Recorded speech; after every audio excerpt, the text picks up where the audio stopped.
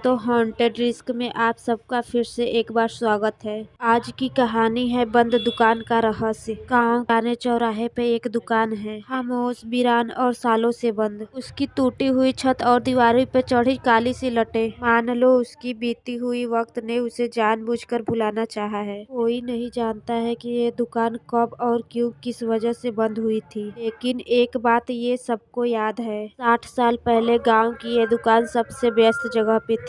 ग्राहक दिन रात यहाँ उमड़ पड़ते थे और दुकान मालिक की मुस्कान की सफलता की मिसाल थी। एक रात बिना किसी वजह के लिए ये दुकान हमेशा के लिए बंद हो गई। क्या हुआ, क्यों हुआ, किसी ने ना देखा ना समझा। तब से हर रात इस दुकान के अंदर से अजीब सी आवाज सुनाई देती है, हंसी, फुसफुसाहट और कदमों की हल्की सी दमक। दिन के उजालों में ये जगह एक टूटा फूटा सा खंडहर लगता है और अब इतने सालों के बाद किसी ने इस जगह को दोबारा से खोलने का फैसला किया है। गांव के लोग बेचैन हैं, उत्सुकता में, डर के साए में। जरा सोचिए, एक ऐसी दुकान जो सालों से खामोशी के साए में, धूल और खाली दीवारों के सिवा उसमें कुछ नहीं था, अचानक से एक दिन चल पड़े। लोग उसमें फिर से आने लगे, चेहरे पे मुस्कान के साथ सामान फिर से खरीदने लगे, आपके हाथ पैसों से भरने लगे। सब कुछ एक सपने की तरह लगता है, जब तक वो सपना धीरे धीरे एक डर में बदलना शुरू नहीं होता। शुरुआत छोटी मोटी बातों से होती है, सामान अपनी जगह से हिलता है, दुकान में किसी के चलने की आवाज आती है, जैसे कोई वहाँ छुप कर रहता हो। आप खुद को समझाते हैं कि शायद बस ये आपका एक वहम है, लेकिन धीरे धीरे बातें और भी ज्यादा डरावनी होने लगती हैं। किसी का दुकान के अंदर बेहोश हो जाना, सामान लेकर कभी वापस ना दिखना, हर दिन एक नई मुसीबत, हर रात एक नया डर।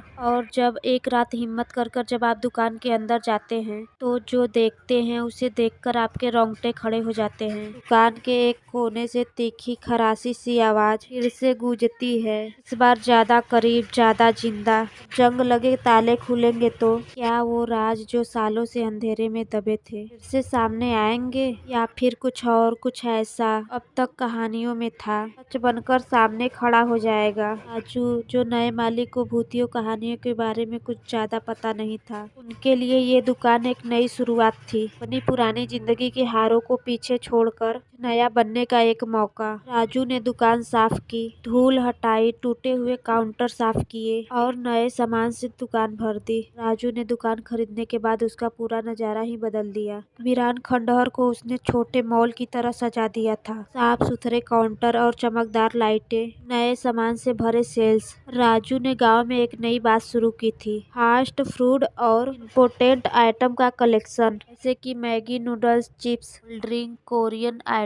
जो चीजें पहले गांव वालों को शहर जाने में ही मिलती थी, अब उन्हें वहीं अपने गांव में मिलती थी। पहले गांव वालों को इस दुकान के राज से डर लगता था, किसी के जहन में वो कहानियां थी तो इस दुकान के अंदर एक अजनबी हालत में बताई जाती थी, अजीब आवाजें और घटनाएं जो लोगों को वहां जाने से रोकती थी। लेकिन अब राजू के नए मॉल के रूप में उनका नजरिया बदल दिया था। मन से ही सही, लेकिन दुकान में आने लगे। एक बार जब पहला ग्राहक वापस अपने घर गया तो दूसरे लोग भी हिम्मत करने लगे। धीरे धीरे दुकान भीड़ से उमड़ने लगी। राजू के धंधे ने तेज रफ्तार पकड़ ली थी। हर दिन ग्राहक आते, नए सामान की तारीफ करते और राजू के हाथ पैसों से भर जाते। लेकिन उस दुकान के छुपे हुए कोने अब भी खामोश थे, जैसे किसी चीज का इंतजार कर रहे हों। राजू ने अपने मन के डर को दबाकर काम पर पूरा ध्यान लगाया था। कभी कभी जब दुकान रात के समय खाली होती थी, उसे लगता था कि जैसे उसे कोई देख रहा हो, किसी शेल्फ के पीछे या कुर्सी के पास। 2 बार तो उसने कुछ आवाजें भी सुनी, लेकिन वो उसे अपने थके हुए दिमाग का खेल समझकर नजरअंदाज कर दिया। गांव वालों के लिए यह दुकान एक सपने के पूरा होने जैसा लगता था, लेकिन राजू के लिए वह सपना अब डर जैसा लगने लगा था। उसका एहसास धीरे धीरे अब बढ़ने लगा था और फिर एक दिन सब कुछ बदल गया। सुबह के वक्त जब राजू दुकान खोलने गया तो उसने देखा कि सारे नूडल्स के पैकेट फर्श पे बिखरे हुए थे,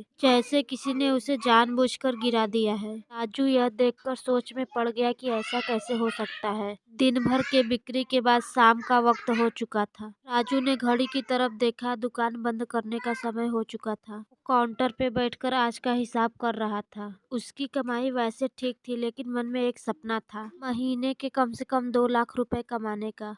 ये बात वो अक्सर अकेले अकेले बड़बड़ाता। फिलहाल उसका पहला महीना सिर्फ 60,000 तक ही पहुंचा था। शुरुआत बुरी तो नहीं थी, लेकिन सपना अभी दूर था। तभी दरवाजे पे हल्की सी आहट हुई। राजू ने सिर उठाकर देखा। 2 आदमी अंदर दुकान में आए। उन्होंने राजू से कहा कि मैगी के 2 पैकेट चाहिए। राजू ने कहा कितने चाहिए? इसमें से एक कहा जितने हैं सारे दे दो। राजू को ये डिमांड थोड़ी अजीब लगी, लेकिन ग्राहक की बात मानकर उसने सारे नूडल्स के पैकेट निकाल दिए।